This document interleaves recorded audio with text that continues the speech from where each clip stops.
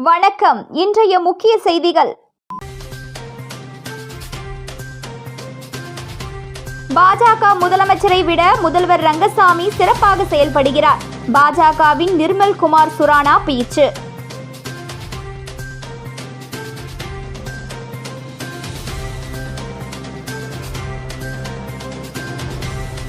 பதிவாளர் நியமன விவகாரம். மத்திய பல்கலைக்கழகத்திற்கு ஹைகோர்ட் புதிய உத்தரவு.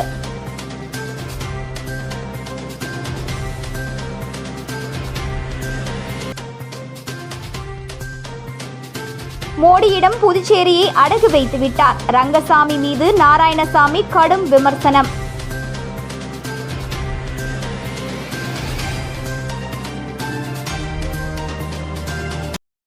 இனி விரிவான செய்திகள். தலையாட்டி பொம்மையாக உள்ளார் புதுச்சேரி முதலமைச்சர் ரங்கசாமி. புதுச்சேரியை மோடியிடம் அடகு வைத்து விட்டதாக முன்னாள் முதல்வர் நாராயணசாமி கடுமையாக சாடியுள்ளார்.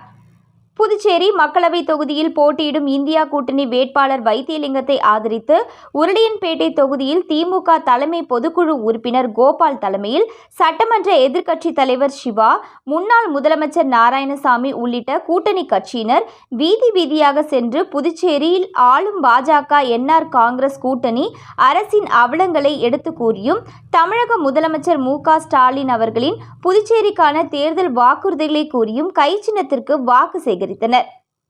தொடர்ந்து பரப்புரையில் பேசிய முன்னாள் முதலமைச்சர் நாராயணசாமி, புதுச்சேரியில் பாஜக என்ஆர் காங்கிரஸ் கூட்டணி ஆட்சியில் பெண்களுக்கு பாதுகாப்பு இல்லை என்றும் புதுச்சேரி ரேஷன் கடைகள் இல்லாத மாநிலமாக உள்ளது.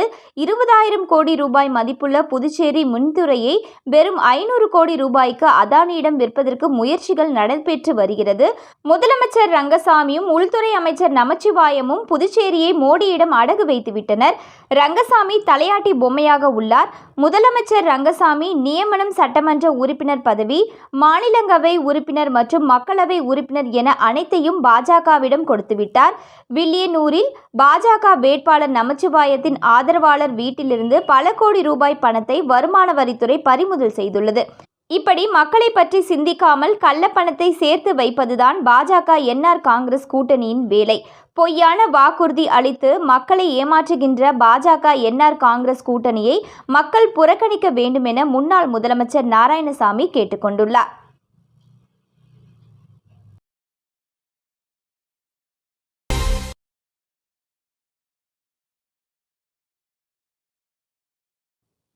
ஊசுடு சட்டமன்ற தொகுதியில் நாம் தமிழர் கட்சியின் நாடாளுமன்ற வேட்பாளர் மருத்துவர் மேனகா வாக்கு சேகரிப்பில் ஈடுபட்டார். புதுச்சேரி நாம் தமிழர் கட்சியின் நாடாளுமன்ற வேட்பாளராக போட்டியிடும் மருத்துவர் மேனகா சூறாவளி தேர்தல் பரப்புரை செய்து வருகிறார். நேற்று மாலை ஊசுடு சட்டமன்ற தொகுதிக்கு உட்பட்ட பத்துக்கண்ணு, பிள்ளையார்குப்பம், ராமநாதபுரம், துத்திப்பட்டு, கரசூர், சேதராப்பட்டு போன்ற கிராமப்புற பகுதிகளில் வியாபாரிகளிடமும் பொதுமக்களிடமும் வாக்கு கேட்டு பரப்புரையில் ஈடுபட்டார். இதில் நாம் தமிழர் கட்சியின் மாநில நிர்வாகிகளும் தொகுதி நிர்வாகிகளும் பெருந்திரளாக கலந்து கொண்டனர். தொகுதி நிர்வாகிகள் 100க்கும் மேற்பட்டவர்கள் பங்கேற்று பொதுமக்களிடம் நாம் தமிழர் கட்சியின் சின்னம் மைக் சின்னத்திற்கு வாக்கு சேகரித்தனர். புதுச்சேரி மாநிலத்தை மது இல்லாத மாநிலமாக மாற்றி காட்டுவோம், பெண்களின் பாதுகாப்பிற்கு முன்னுரிமை வழங்குவோம், புதுச்சேரி மாநிலத்தை தனி மாநில அந்தஸ்து பெற்றுத்தர நடவடிக்கை மேற்கொள்வோம் என்று பேசி மக்களிடையே துண்டு பிரசுரங்களை வழங்கி நாம் தமிழர் கட்சியின் சின்னமான மைக் சின்னத்திற்கு வாக்கு சேகரித்தனர்.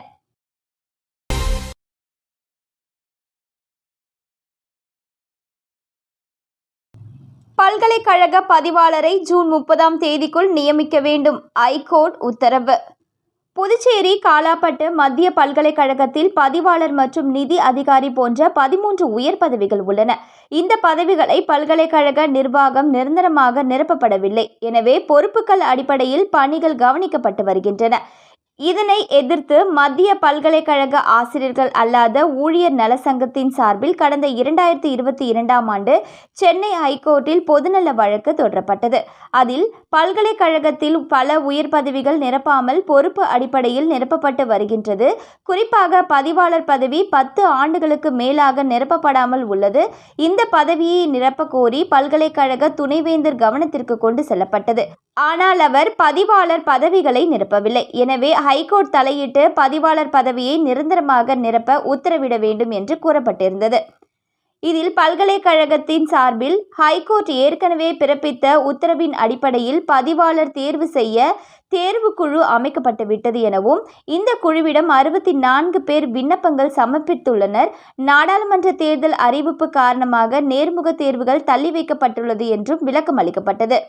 இதையடுத்து நீதிபதிகள் மே மாத இறுதிக்குள் பதிவாளர்கள் பதவிக்கான நேர்முக தேர்வை நடத்த வேண்டும் என்றும் இந்த தேர்வு நடைமுறைகளை வருகின்ற ஜூன் 30ஆம் தேதிக்குள் முடித்து தகுந்த நபரை பதிவாளராக நியமிக்க வேண்டும் எனவும் உத்தரவிட்டு வழக்கை முடித்தது.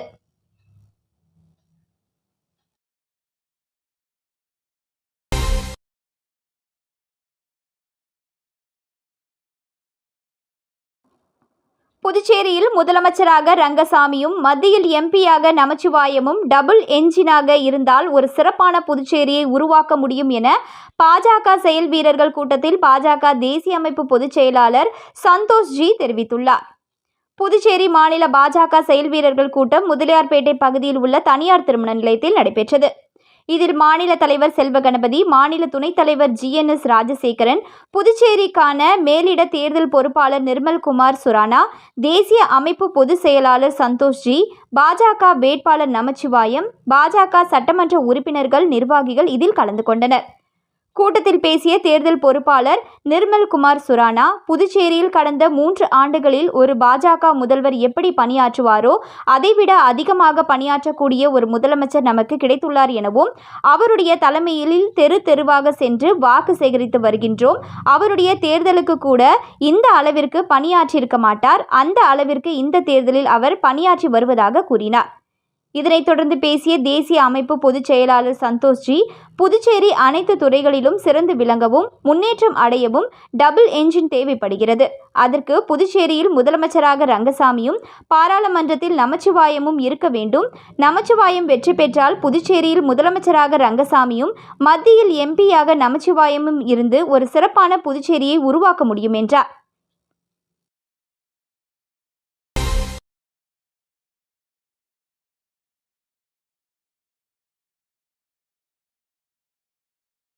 புதுச்சேரி பாராளுமன்ற தேர்தலில் போட்டியிடுகின்ற காங்கிரஸ் வேட்பாளர் வைத்தியலிங்கத்தை ஆதரித்து ஊசுடு தொகுதி கூடப்பாக்கம்பேட் பகுதியில் முன்னாள் MLA கார்த்திகேயன் தலைமையில் தீவிர வாக்கு சேகரிப்பில் ஈடுபட்டனர்.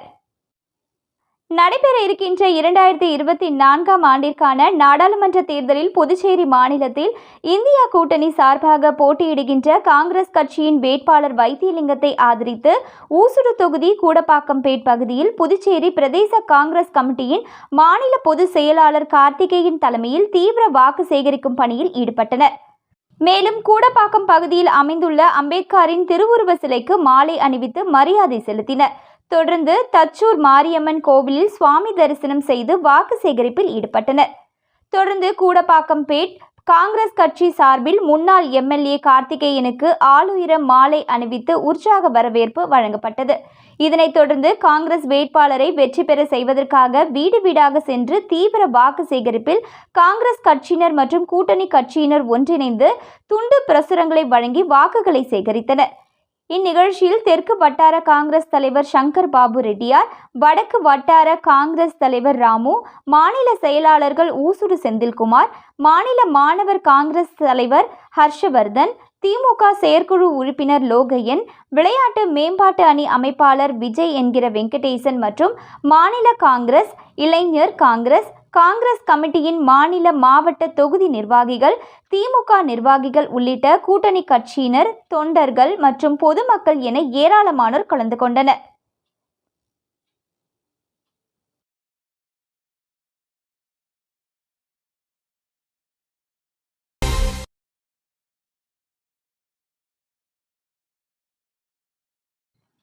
ஸ்பீட் ரேடார் கருவி மூலம் போக்குவரத்து போலீசார் வாகன ஓட்டிகளின் வேகத்தை கண்டறிய சோதனை.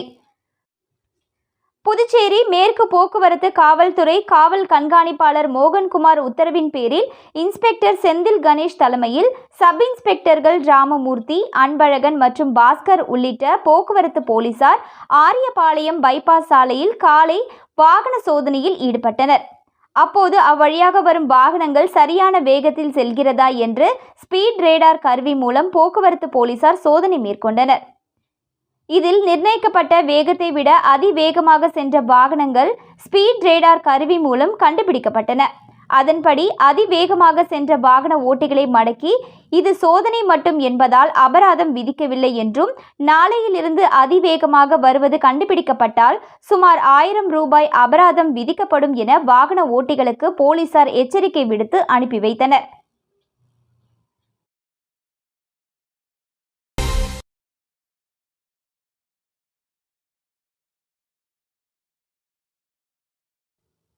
காரைக்கால் முழுவதும் இந்தியா கூட்டணி கட்சி வேட்பாளர் வைத்தியலிங்கம் தீவிர வாக்கு சேகரிப்பில் ஈடுபட்டார். புதுச்சேரி பாராளுமன்ற தொகுதியில் இந்தியா கூட்டணி சார்பில் காங்கிரஸ் கட்சியின் மாநில தலைவர் வைத்தியலிங்கம் போட்டியிடுகிறார்.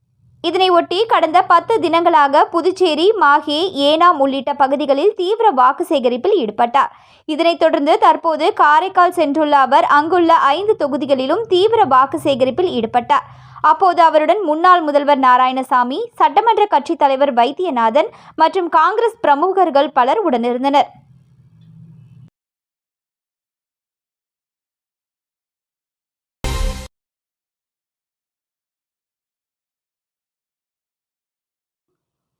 பிரதமர் மோடி மக்களுக்கு கொடுப்பதை விட அம்பானி, அதானிக்கு தான் கொடுப்பார். எனவே மக்கள் அனைவரும் ராகுல் காந்திக்கு போடும் ஒவ்வொரு ஓட்டும் நரேந்திர மோடிக்கு வைக்கும் வேட்டாக மாறி ராகுல் காந்தியை பிரதமராக்க வேண்டும் என தேர்தல் பிரச்சாரத்தில் புதுச்சேரி காங்கிரஸ் வேட்பாளர் வைத்தியலிங்கம் எம்பி பேச்சு. புதுச்சேரி நாடாளுமன்ற தொகுதியில் இந்தியா கூட்டணி சார்பில் காங்கிரஸ் கட்சி வேட்பாளரான எம்பி வைத்தியலிங்கம் போட்டியிடுகிறார். புதுச்சேரி முழுவதும் தீவிர பிரச்சாரத்தில் ஈடுபட்டு வரும் காங்கிரஸ் கட்சியினர் இன்று லாஸ்பேட்டை தொகுதிக்கு உட்பட்ட பல்வேறு பகுதிகளில் வாகன பிரச்சாரம் மேற்கொண்டனர். பிரச்சாரத்தின் போது தொகுதியின் சட்டமன்ற உறுப்பினர் வைத்தியநாதன், முன்னாள் முதலமைச்சர் நாராயணசாமி, காங்கிரஸ் கட்சியினர் மற்றும் கூட்டணி கட்சியினர் உடனிருந்தனர். பிரச்சாரத்தில் பேசிய காங்கிரஸ் வேட்பாளர் வைத்தியலிங்கம், தனியார் நிறுவனத்தில் பணிபுரியும் பட்டதாரி இளைஞர்களின் வருமானம் போதியதாக இல்லை என்பதால் இந்தியா கூட்டணி ஆட்சி மத்தியில் அமைந்தவுடன் 2 மாதத்தில் 30 லட்சம் பேருக்கு வேலை வழங்க உள்ளதாகவும், அதேபோல் தனியார் நிறுவனத்திற்கு பணி செல்ல இருப்பவர்கள் தங்களுக்கு கிடைக்கும் ஊதியத்தை விட கூடுதலாக வருடத்திற்கு 1 லட்சம் வழங்க உள்ளதாகவும் பேசிய அவர், 30 லட்சம் காலி பணியிடங்களை நிரப்புவதில் 50% பெண்களுக்கு முன்னுரிமை அளிக்கப்பட்டு நிரப்பப்படும் என்றும், குடும்ப தலைவிகளுக்கு ஒரு வருடத்திற்கு ரூபாய் 1 லட்சம் வழங்கப்படும் என ராகுல் காந்தி வாக்குறுதி அளித்துள்ளதாக கூறினார். தொடர்ந்து பேசிய அவர், பிரதமர் மோடி மக்களுக்கு கொடுப்பதை விட அம்பானி மற்றும் அதானிக்கு தான் கொடுப்பார். ஆனால் ராகுல் காந்தி மக்களுக்கு கொடுப்பார் என தெரிவித்த அவர், கை சின்னத்திற்கு ஓட்டு போட்டால் ராகுல் காந்தி பிரதமர் ஆவார் என்றும், ராகுல் காந்திக்கு போடும் ஒவ்வொரு ஓட்டும் மோடிக்கு வைக்கும் வேட்டு என தனது பிரச்சார உரையில் வைத்தியலிங்கம் தெரிவித்தார். தொடர்ந்து கூட்டத்தில் பேசிய முன்னாள் முதலமைச்சர் நாராயணசாமி, வைத்தியலிங்கம் வெற்றி பெற்று மத்தியில் இந்தியா கூட்டணி ஆட்சி அமைந்தால் அவர் மத்திய அமைச்சர் ஆவார் என தெரிவித்தார்.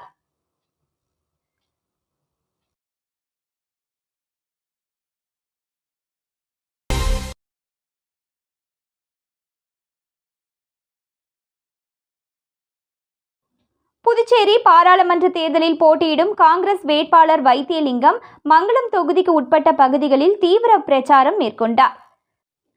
புதுச்சேரி பாராளுமன்ற தேர்தலில் போட்டியிடும் காங்கிரஸ் வேட்பாளர் வைத்தியலிங்கம் மங்களம் சட்டமன்ற தொகுதிக்கு உட்பட்ட பகுதிகளில் நேற்று தீவிர வாகன பிரச்சாரம் மேற்கொண்டார். முன்னாள் முதல்வர் நாராயணசாமி, திமுக அமைப்பாளர் சிவா, சன் குமரவேல், காங்கிரஸ் மாநில செயலாளர் தொகுதி பொறுப்பாளர் ரகுபதி, வட்டார காங்கிரஸ் தலைவர்கள் விநாயகமூர்த்தி, வீரமுத்து, செல்வராஜ், விடுதலை சிறுத்தைகள் கட்சி தேவபொழிலன், கூட்டணி கட்சி தலைவர்கள் உட்பட கூட்டணி கட்சியினர் பலர் கலந்து கொண்டு வாகன பிரச்சாரம் மேற்கொண்டனர். உடன் கூட்டணி கட்சி நிர்வாகிகள், தொண்டர்கள் உட்பட ஏராளமானோர் கலந்து கொண்டனர். மேலும் மங்களம் தொகுதியில் பல்வேறு இடங்களில் காங்கிரஸ் மாநில செயலாளர், தொகுதி பொறுப்பாளர் ரகுபதியின் ஆதரவாளர்கள் பல்வேறு இடங்களில் உற்சாக வரவேற்பு அளித்தனர்.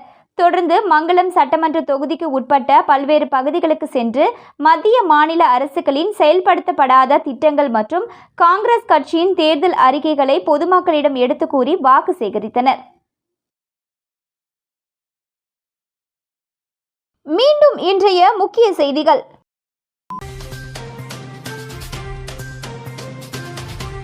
பாஜக முதலமைச்சரை விட முதல்வர் ரங்கசாமி சிறப்பாக செயல்படுகிறார். பாஜகவின் நிர்மல் குமார் சுரானா பேச்சு.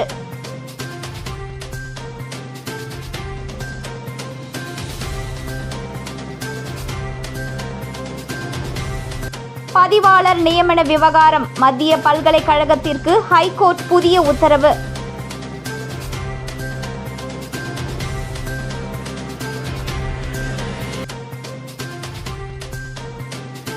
மோடியிடம் புதுச்சேரியை அடகு வைத்து விட்டார். ரங்கசாமி மீது நாராயணசாமி கடும் விமர்சனம்.